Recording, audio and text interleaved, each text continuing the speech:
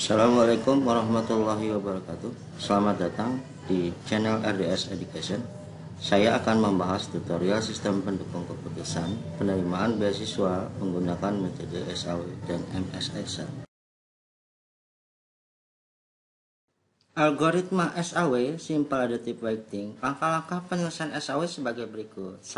Menentukan kriteria-kriteria yang akan dijadikan acuan dalam pengambilan keputusan. Yang kedua, tentukan bobot. Ya. Yang ketiga, mencari normalisasi dari masing-masing kriteria. Nah, menentukan normalisasi, maka variabel yang pertama adalah RIJ. RIJ ini adalah rating kinerja ternormalisasi. Nah, yang kedua, variabelnya max XIJ, nilai maksimum dari setiap baris dan kolom. Variabel ketiga adalah min XIJ, nilai minimum dari setiap baris dan kolom. XIJ adalah baris dan kolom dari matriks. Nah, pembahasannya di sini adalah, jadi di dalam RIJ ini kita akan mencari yang pertama itu adalah XIJ per max XIJ. Nah, biar lebih mudah, kita akan menentukan dulu max XIJ-nya.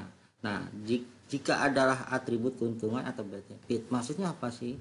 Jika nanti kita tentukan dia sebagai nilai tertinggi dari sebuah atribut atau kriteria, maka dia akan menjadikan atribut keuntungan. Nah, min XIJ per XIJ, kita cari dulu min XIJ. Apabila atributnya itu kita pilih yang terendah, maka dia menjadi atribut biaya atau cost. Langkah keempat, mencari nilai referensi. Variabelnya V, nilai akhir dari alternatif ya. Nah, WJ, bobot yang telah ditentukan. RIJ, normalisasi matriks. Rumusnya V sama dengan sigma J sama dengan 1 sampai dengan N. Ya, WJ dikali RIJ. Nah, kita bisa lihat bahwa nilai RIJ ini tadi sudah kita dapatkan di langkah 3, yaitu mencari normalisasi matriks. Tinggal kita kali WJ. WJ dari mana? WJ dari nilai bobot yang kita tentukan dari atribut atau kriteria tersebut ya. Maka apabila kita telah melakukan proses perhitungan perkalian ini, maka nilai V yang lebih besar mengidentifikasikan bahwa alternatif AI-nya lebih terpilih. Ya, kita kembali ke materi penerimaan beasiswa dengan metode SAW menggunakan MS Excel ya. Ini saya sudah siapkan tabelnya, dimana tabelnya ini ada atribut name, nama. Nah, dua atribut ini ya sebagai data sampel di awal ya. Kita tentukan lagi 3 atribut yang sebelumnya, yaitu atribut IPK, pendapatan orang tua, dan jumlah saudaranya. IPK, pendapatan orang tua, dan jumlah saudara berdasarkan apa? Kita tentukan di sini nih. Di langkah penyelesaian SAW sebagai berikut. 1. Menentukan kriteria yang akan dijadikan acuan dalam pengambilan keputusan. Maka di tabel ini kita sudah tentukan nih tadi IPK, pendapatan orang tua, dan jumlah saudara. Nah, langkah yang kedua, tentukan bobot. Nah, bagaimana sih caranya menentukan bobot? Nah, maka 3 atribut ya ini kita akan tentukan bobotnya. Nah, bobot ini adalah berapa persen gitu ya. Nah, misalnya penerimaan beasiswa, yang mahasiswa itu saatnya harus berprestasi ya, maka IPK-nya harus tinggi. Nah, pendapatan orang tua mungkin karena pendapatan orang tua rendah ya, kurang mampu, tapi IPK-nya tinggi, ini bobotnya berapa persen. Jumlah saudara mungkin karena keluarganya banyak, maka berpengaruh di dalam penerimaan beasiswa. Nah, kita bisa tentukan mana bobotnya yang memiliki bobot besar ya. Nah, misalnya IPK, kita tentukan aja misalnya IPK ini 50% gitu ya. 50% berarti adalah 50 per 100 gitu ya, berarti 0,5. Nah, pendapatan orang tua ini dicari yang kecil nih, berarti kita bisa lihat, kita kasih dia bobotnya 30% atau 30 per 100 ya, 0,3 ya, 0,3. Nah, sisanya adalah jumlah saudara, berarti 20% atau 0,2, 20 per 100. Nah, ini Berarti bobot ini kalau kita totalkan dia ini adalah 100% atau 1 gitu ya. Berarti bobot itu harus 100%. Nah, kita sudah tentukan. Nah, bobot sudah kita tentukan ya, maka langkah yang ketiga ini adalah kita mencari normalisasi dari matriks ya, menentukan normalisasi. Nah, dengan variabelnya RIJ. RIJ ini kita akan mencari nilai max dan nilai min. Nah, kita lihat lagi kembali di sini ya. Nah, di sini ada nih ya. RIJ-nya ini XI per max XI jika J adalah atribut keuntungan ya, min XIJ jika J ada atribut cost ya. Nah, di sini maka kita cari dulu nilai max-nya. Nah, di sini. Nah, nilai max nih kita lihat dulu IPK. Nah, karena IPK ini adalah atribut bobotnya tadi ada 50%, maka dicari yang IPK-nya tertinggi. Nah, maka nilai IPK tertinggi kita pakai rumus max ya. Maksimum kita sorot. Nah, kita sorot ke sini. Nah, kita tekan. Nah, kita dapatkan IPK tertinggi dari data sampel ini 3,4. Biar Anda nggak bingung, ditulis saja di bawah di sininya maksimumnya. Nah, pendapatan orang tua. Nah, pendapatan orang tua ini masuk kategori apa? Apakah nilai max atau min? Nah, karena yang dicari adalah pendapatan orang tua yang terendah, maka di sini adalah kita akan menentukan atribut biaya atau cost ya. Itu berarti minimum ya. Paham ya? Jadi kita menentukan max dan min. Maka di sini adalah kita pakai rumus sama dengan minimum min ya, kita sorot ya dari atas ke bawah ya, nah, kita dapatkan nilainya. Ini kita tuliskan aja ini adalah min ya. Nah, berarti pendapatan orang tua itu adalah min. Nah, jumlah saudara ini cari yang jumlah saudaranya paling banyak. Nah, berarti dia adalah mencari nilai max jika adalah atribut keuntungan atau benefit, yaitu atribut yang mempunyai nilai tertinggi. Nah, di sini adalah berarti jumlah saudara yang saudaranya lebih banyak ini punya peluang dapat. Berarti nilai maxnya ya, max sama dengan ya maksimum kita sorot dari atas ke bawah. Nah, kita akan dapatkan.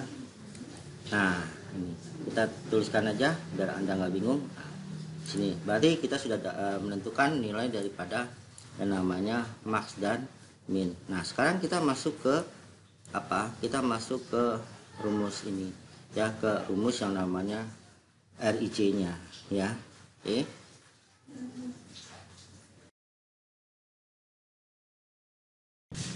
Kita tentukan tadi nilai max dan min ya, masing-masing atribut ya, maka di normalisasi ini ya langkah ketiga ya, IPK, pendapatan orang tua dan jumlah saudara, maka kita menggunakan rumusnya ya, normalisasi ya. Maka yang pertama adalah IPK ya,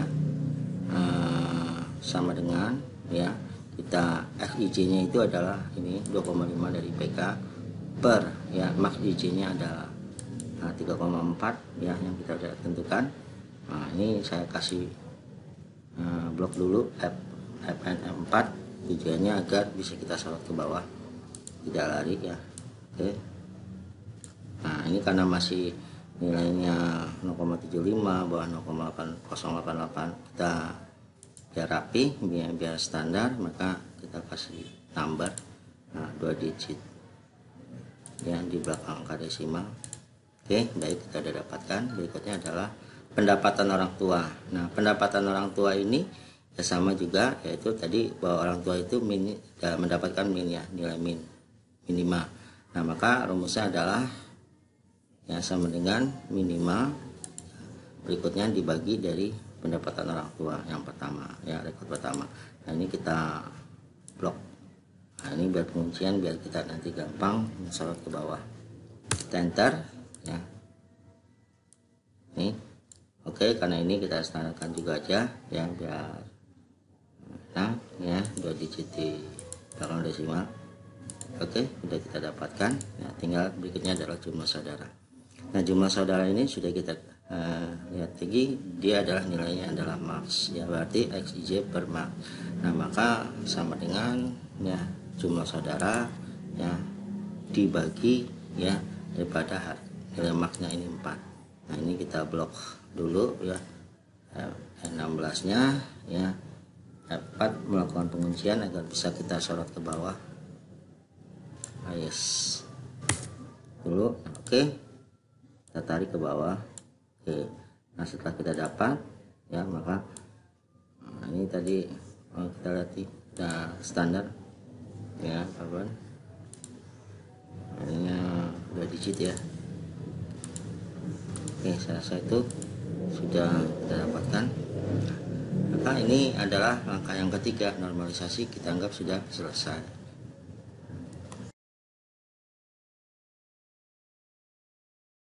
Baik, langkah berikutnya adalah kita mencari nilai preferensi ya, langkah keempat ya.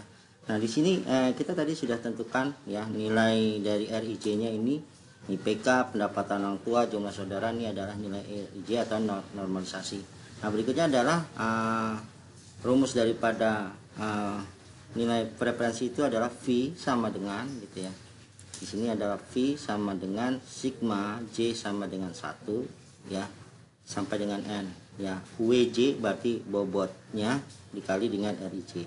Nah, maka di sini kita udah tentukan nih ya. Nah, bobotnya itu tadi nih ya, yang IPK 0,5, pendapatan orang tua 0,3, jumlah saudara 2. Nah, kita tinggal mencari perhitungan proses dari nilai preferensi atau V-nya itu ya, berarti sigma ya kurung buka ya untuk bobot pertama ya IPK ya, kita blok dikali ya dengan nilai dari RIJ-nya kita udah dapatkan tadi ini ya 0,75 ya.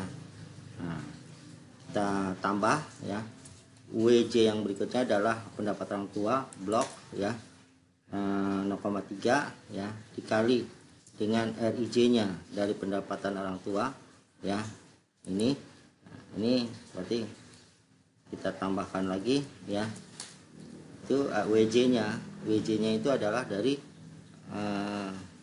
yang WJ tadi ada jumlah saudara 0,2, kita blok dikali dengan IPK-nya jumlah saudara ya, jumlah saudara dari RIJ-nya ya.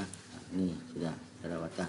Nah, kita lakukan penguncian dulu ya, lakukan penguncian untuk yang WJ ya, biar tidak lari ya, biar tidak lari.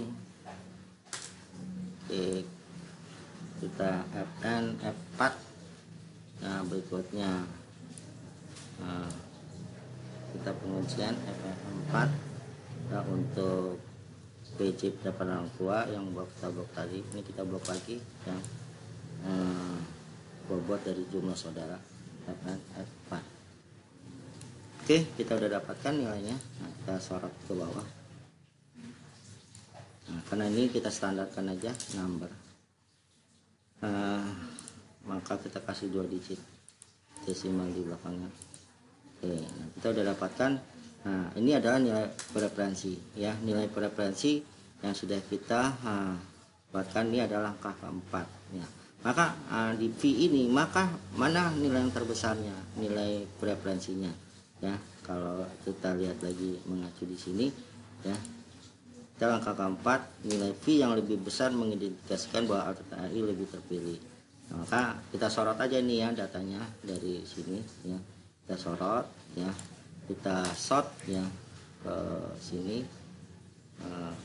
ke sort ya, kita sortir. Nah, kita sort itu yang preferensi ya, terus yang dari besar ke kecil ya, harga dari besar ke kecil.